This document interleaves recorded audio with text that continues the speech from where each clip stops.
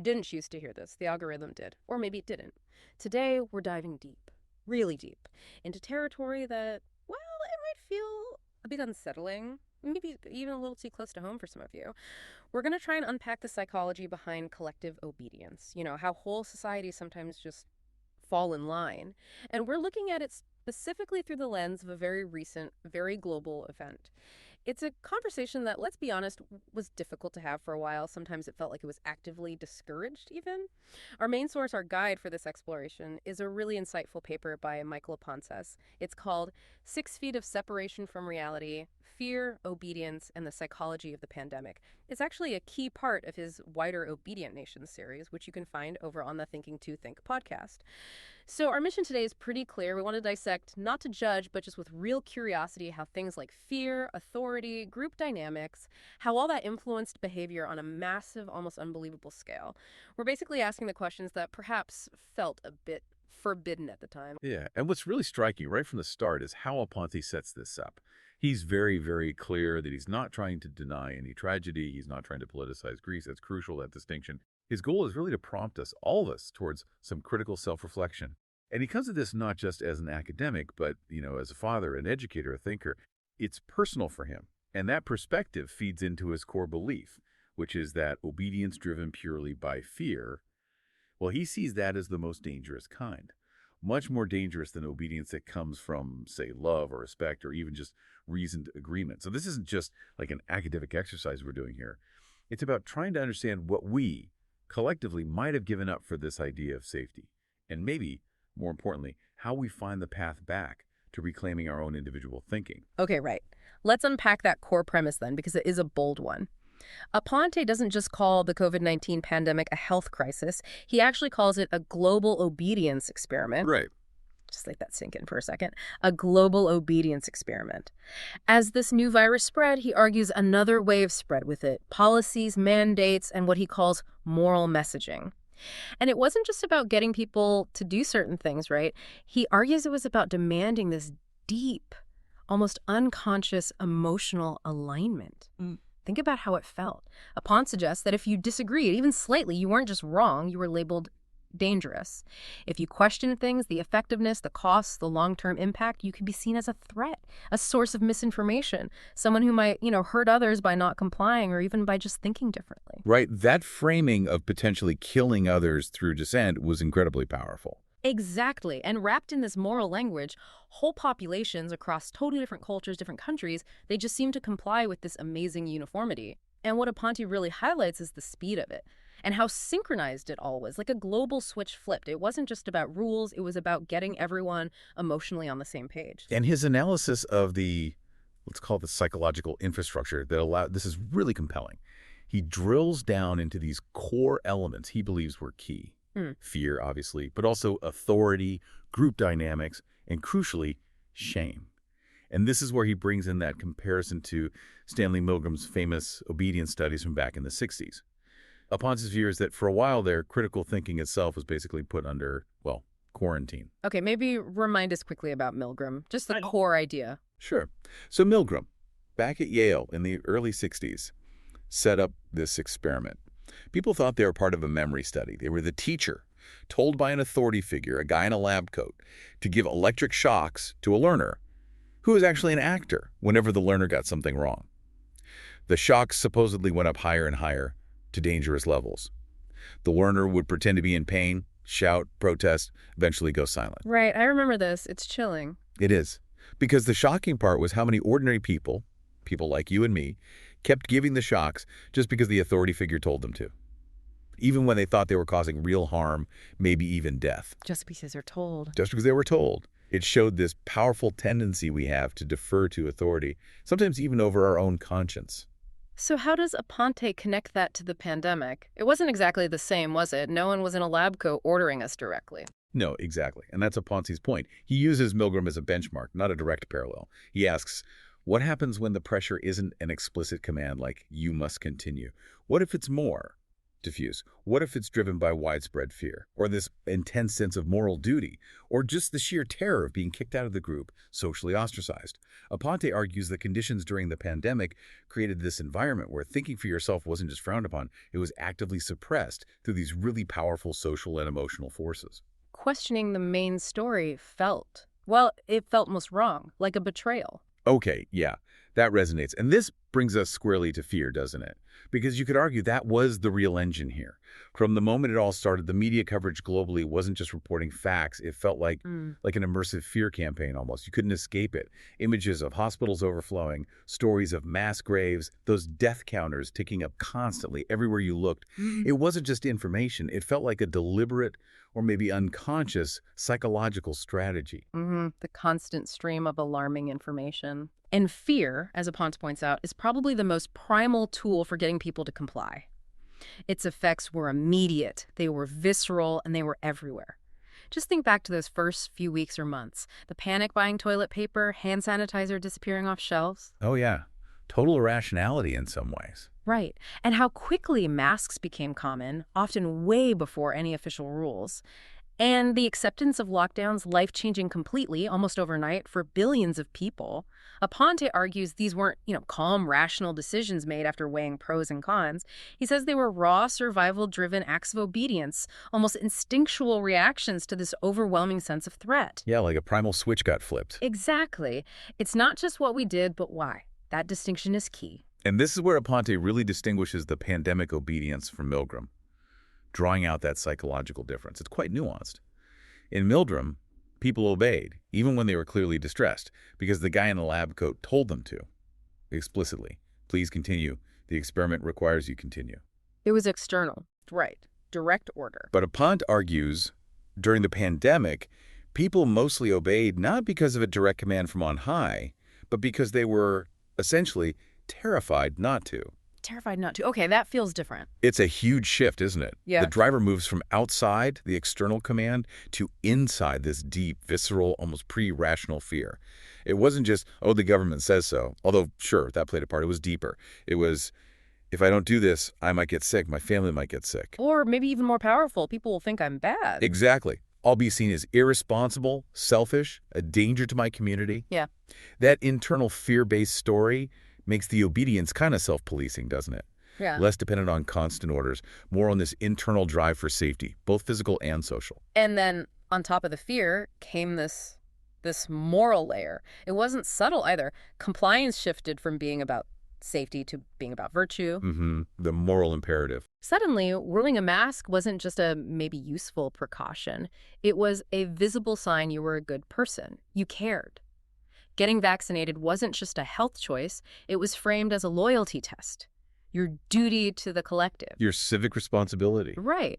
And keeping 6 feet apart wasn't just physics. It was selflessness, protecting the vulnerable. It all got loaded with this heavy moral weight. Of course, you were free to believe what you wanted, as long as it was what everyone else believed, or what was presented as the only right way to believe. Exactly. And this moral framing, it created intense social pressure. If you questioned any of it, didn't matter how carefully or what evidence you had, you were just selfish, ignorant, dangerous. Instantly created this us versus them dynamic, didn't it? The good, obedient people versus the bad, dangerous dissenters. Yeah. And Aponte argues the result wasn't just people changing their behavior, it was deeper. A kind of psychological submission where people started to truly believe this was the only morally right way. They internalized it completely. Which raises this really critical question. What happens when science itself stops being a process of questioning and becomes more like a dogma, an unshakable belief system? Aponte brings in Robert J. Lifton's idea of sacred science, and it seems to fit so well here. Sacred science. Tell me more about that. Lifton studied thought reform, totalitarianism. He described how a particular belief system, maybe even a scientific theory, can become so holy, so untouchable, that you just can't question it. And Aponte argues that's what happened with the pandemic narrative. The presented science became sacred. So even when the advice changed constantly, 1 minute masks don't work, the next minute they're essential. Exactly. Even when guidelines shifted dramatically, sometimes contradicting earlier advice, often without really clear public explanations, people mostly just accepted it. Aponte's point isn't that everyone understood the complex, shifting science. He suggests people accepted the changes simply because they came from the authorities who were seen as guardians of this sacred science. So it wasn't about understanding the why, just accepting the what because of who said it. Precisely. It's a really powerful mechanism because it bypasses your own critical thinking. You just accept the narrative, even if it's changing or seems inconsistent, because the source is seen as beyond question. Wow. Okay, so that ties into another concept that Pont uses, right? This idea of mass formation from Matthias Desmet. Yes, he draws on Desmet's work quite significantly. Desmet described this kind of collective hypnosis almost, a psychological state that can emerge under very specific conditions. And those conditions sound disturbingly familiar when you think about 2020. They really do. Yeah. Desmet identified key factors. Individuals feeling very isolated, a lot of free-floating anxiety not tied to anything specific, just a general sense of unease and widespread uncertainty about the world. Which was basically the global mood, wasn't it? Lockdowns causing isolation, fear causing anxiety, and total uncertainty about health, jobs, the future. Exactly. And in that state, upon accuse, people naturally gravitate towards a collective. They find a new identity in the group. They find comfort and clarity in a simple, unifying story that seems to explain everything. And crucially, they find safety in obedience. Following the narrative becomes the safe path, the way to manage the chaos. And Apontis makes a really humane point here, one that pushes back against just blaming people. He says, quoting him loosely, "The obedience weren't stupid, they were human, and they found peace in the clarity that comes with following orders in a time of chaos." That's important. It's not about judging. It's about understanding that human need for certainty, for belonging, especially under extreme stress. Right. When everything's confusing and scary, a simple, clear path, presented as the right path, is incredibly appealing psychologically. It quiets the internal noise. Now, I know Desmet's term mass formation psychosis was controversial. It was, yeah. There was a lot of debate about the specific label. But Aponte focuses more on the underlying idea, right? That large groups can fall under the spell of a single narrative when they're vulnerable, isolated, and guided by what seems like a moral authority. Exactly. Regardless of the label, the core insight is powerful. And Aponte points out how the psychological mechanisms involved look remarkably similar to those seen in cults. Like what, specifically? Well, think about it. Social isolation, constant fear-mongering, endless repetition of the same messages, creating this sense of us versus them, and framing the group's beliefs as morally superior, righteous even. All those elements were arguably present during the pandemic. Undeniably. Fear, uncertainty, a clear enemy, first the virus, then maybe the unvaccinated or the questioners. Aponte suggests you don't even need some mastermind pulling the strings. The conditions themselves can be enough to trigger this kind of collective psychological shift. Which brings us to what you called Aponte's unique contribution, this idea of emotional obedience. How is that different again from Milgram? It's a subtle but crucial difference. Milgram was about obeying a direct, external command from an authority figure. Do this. Aponte argues the pandemic obedience was driven more by internal emotional pressures, specifically moral pressure. The need to be seen as good, and the fear of exclusion, the fear of being cast out. So people complied not just because they feared the virus, but because they feared being seen as, well, as bad people, selfish people. Precisely. They feared the social consequences, being judged, condemned, ostracized by their community, their friends, maybe even their family. That emotional weight, wanting to belong, wanting to be seen as virtuous, avoiding that social stigma, became this incredibly powerful, almost invisible motivator. It's less about the rule itself and more about the social meaning attached to following the rule. Exactly. It becomes an internalized, self-policing obedience driven by emotion, not just external orders. And the consequences of that taking hold, what did Aponte see happening? Well, the consequences were pretty severe, according to his analysis. Questioning the narrative wasn't just ignored, it was often actively punished. We saw that, didn't we? Social media censorship. Absolutely. Widespread censorship, sometimes algorithmic, often targeting views that questioned the dominant line, even if they were based on reasonable scientific debate or personal experience. And families breaking apart over it. Yes, heartbreaking stories of families fractured over differing beliefs, people losing jobs, professional licenses. Not for actually harming anyone, but as Aponte puts it, for failing to align emotionally with the dominant message. Failing to align emotionally, that's chilling. It is. It suggests conformity wasn't just behavioral, it was emotional. And Aponte poses this really haunting question. What if the real censorship isn't silencing others, but silencing yourself before you even speak. The self-censorship, the fear of speaking up becomes so strong you just don't. You bite your tongue before the thought even fully forms. Exactly. It's an internal chilling effect. Yeah. The individual becomes their own censor, constantly checking their thoughts against the perceived public mood, purely out of fear of the social consequences. It's a very subtle but incredibly effective form of control. So, thinking about all this, what did we actually lose? Beyond freedom of movement, what were the deeper costs Aponte identifies? He points to losses that go right to the heart of a healthy society, things that might take a long time to recover, if we ever fully do. Like what? He highlights three big ones: intellectual humility, curiosity, and maybe most damagingly, trust in one another. Intellectual humility, the ability to say, I don't know, or I might be wrong. Exactly. That seemed to just evaporate in the face of this single certain narrative. Mm. And curiosity, the drive to ask questions, explore different angles, look for nuance that got shut down too. It was often labeled as dangerous, irresponsible. Yeah, you could feel that fraying, couldn't you? Definitely. Trust in neighbors, trust in fellow citizens, trust in institutions, the social fabric, the connections between us took a real hit. Suspicion seemed to replace trust in many areas. What Aponte observes about how we started seeing each other is particularly disturbing. It really is. He argues that through the lens of this fear-based narrative, other people stopped being just people. They became potential threats. Grandparents became risks, not sources of comfort. Right. Neighbors became potential rule breakers, people to be reported. Children. Hmm. Children were reduced to being seen primarily as vectors of disease, not just kids needing connection and play. That redefinition is profound. It is. And Aponte insists it wasn't the virus itself that did this, but the narrative around the virus. That narrative encouraged suspicion. It encouraged seeing others primarily through the lens of risk. It created this deep psychological distancing that went way beyond 6 feet. A fear of each other, basically. A deep-seated fear of each other became normalized, undermining the very basis of community. And maybe the biggest loss, the one with the longest shadow.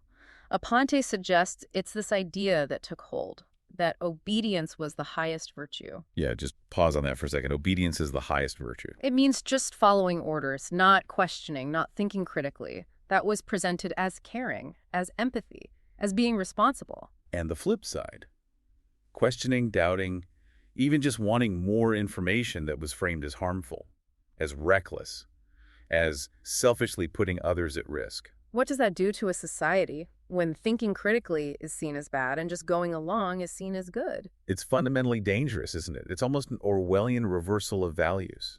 It encourages intellectual passivity, discourages the very skills a society needs to solve complex problems. It changes the whole relationship between individuals and authority. Dissent becomes almost immoral.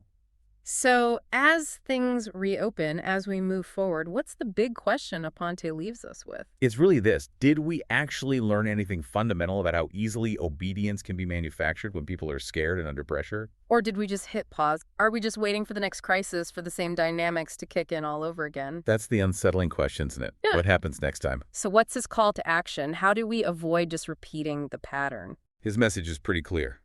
To reclaim our minds, to protect our autonomy, we have to start actively normalizing dissent. Not just putting up with it, but seeing it as essential for a healthy society. We need to embrace nuance, right? Understand that complex problems rarely have simple answers. Exactly. And we need to rebuild our tolerance for uncertainty. Life is uncertain.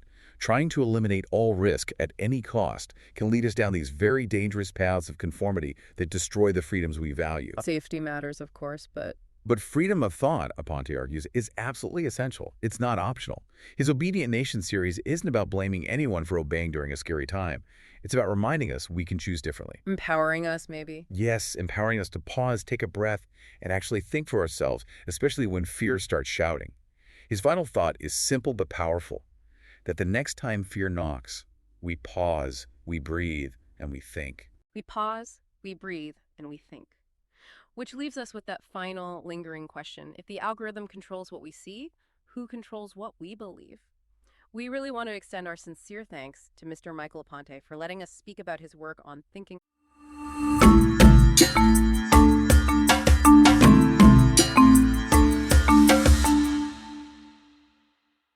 to think, and for allowing us to co-host this incredibly important Obedient Nation series.